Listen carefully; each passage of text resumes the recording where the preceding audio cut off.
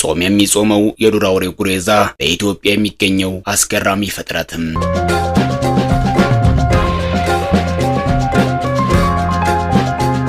አንዳንድ የተፈጥሮ ሚስጥር ናት። የሰው ልጅ ተመራምሮ ሊደርስባቸው የማይችሉ አስገራሚ ነገሮች አሉ። ሰው ተፈጥሮን እስካሁን 1% እንኳን አላወቀም ነው የሚባለው። ሚስጥራዊ ከሆኑ ጉዳዮች መካከል ደግሞ እንስሳት አንደኛዎቹ ናቸው።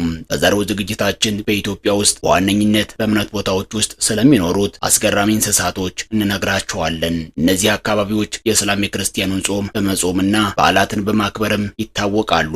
ጺማም የሃይማኖት አባት የሚመስል የፊት ገጽታ ያላቸው እነዚህ የዱር እንስሳት እንደ ጦጣና ዝንጀሮ ተንኮል አያውቁም። ፍጹም ሰላማዊና ምስኪን ሲሆኑ ጻድቅ በመባልም ይታወቃሉ።